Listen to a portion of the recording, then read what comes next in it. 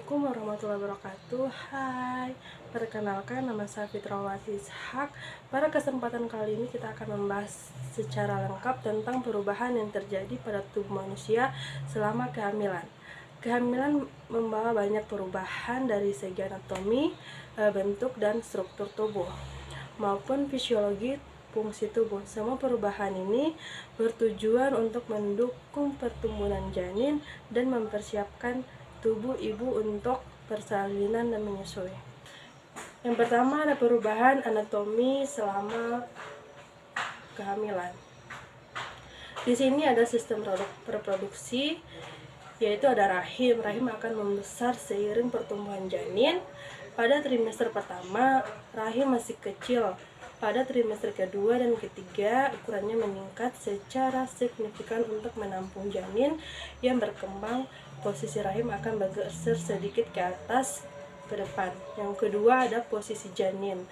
Posisi janin trimester pertama, janin bergerak bebas dalam cairan amnion. Pada trimester kedua, janin mulai berkembang dan bergerak secara aktif, dan trimester ketiga janin akan mencari posisi siap untuk persalinan.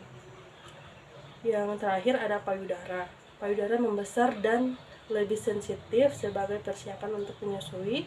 Setelah melahirkan, produksi kolostrum atau susu pertama juga dimulai pada trimester kedua. Yang kedua ada sistem pencernaan. Sistem pencernaan mual muntah. Sebagai dasar ibu hamil mengalami mual, terutama pada trimester pertama atau morning sickness. Ini disebabkan oleh lonjakan hormon, terutama HCG. Yang kedua ada nafsu makan.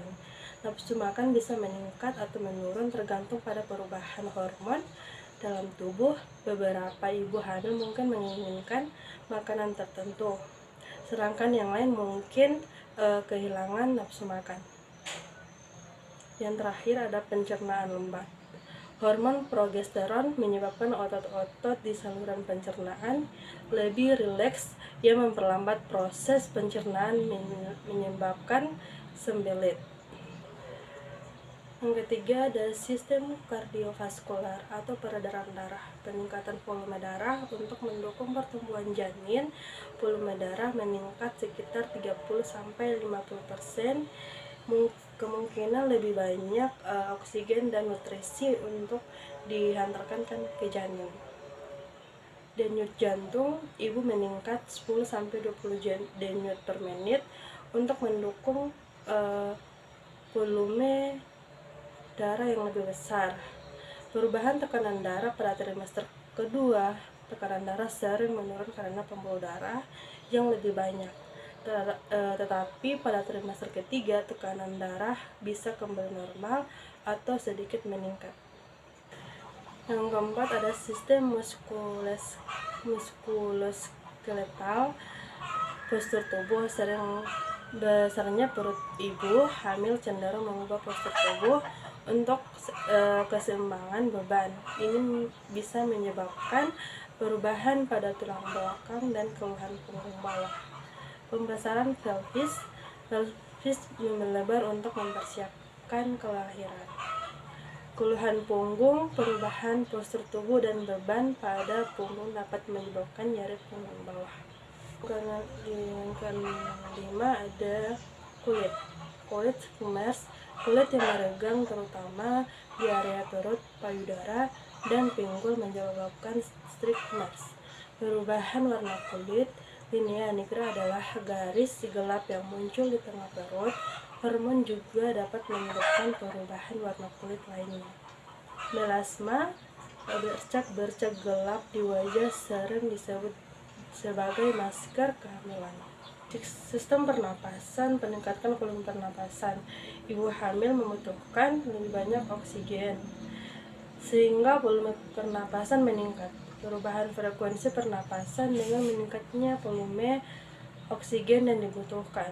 Frekuensi pernapasan mungkin sedikit meningkat meskipun pernapasan menjadi lebih dangkal. Sistem urinaria, peningkatan frekuensi BAK. Rahim yang membesar memberi tekanan pada kandungan kemih, menyebabkan ibu hamil lebih sering buang air kecil. Perubahan fisiologis, perubahan mood, hormon yang berubah dapat menyebabkan ibu hamil mengalami perubahan mood yang cepat.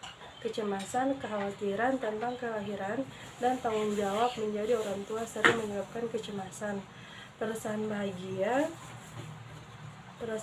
banyak ibu hamil sangat bahagia dan bersemangat menyambut kelahiran anaknya. Baik, di sini ada metabolisme, meningkatkan kebutuhan energi selama kehamilan. Tubuh membutuhkan lebih banyak kalori untuk mendukung pertumbuhan janin. Ini bisa menyebabkan ibu hamil merasa lebih lapar. Perubahan kadar gula, meningkatkan hormon dapat menyebabkan metabolisme glukosa, terkadang menyebabkan gestasional diabetes atau diabetes kehamilan. Sistem respirasi, perubahan frekuensi pernapasan karena peningkatan kebutuhan oksigen untuk ibu dan janin. Frekuensi pernapasan meningkat, volume oksigen meningkatnya, volume darah juga menyebabkan peningkatan dalam volume yang dibutuhkan oleh tubuh manusia. Baik, kesimpulannya dari saya bahwa kehamilan membawa perubahan signifikan baik secara anatomi maupun fisiologi pada tubuh ibu hamil.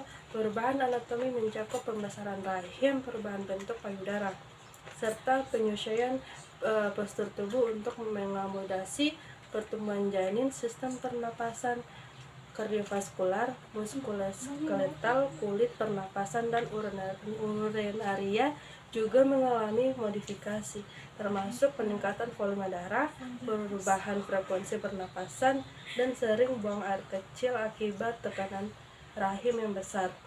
Dari sisi fisiologi, hormon seperti progesteron, estrogen, dan HCG berperan penting dalam mendukung kelangsungan kehamilan dan perkembangan janin. Selain itu, kebutuhan metabolisme tubuh meningkat dengan perubahan signifikan pada metabolisme glukosa dan kebutuhan energi. Sistem kardiovaskular dan respirasi beradaptasi untuk mendukung ibu dan janin. Sementara perubahan fisiologi dapat menyebabkan fluktuasi mood, kecemasan, atau perasaan bahagia. Itulah penjelasan dari saya tentang pada masa kehamilan. Jika ada salah dan ucapan, saya mohon maaf. Wabillahi taufiq wal hidayah. Wassalamualaikum warahmatullahi wabarakatuh. Bye bye.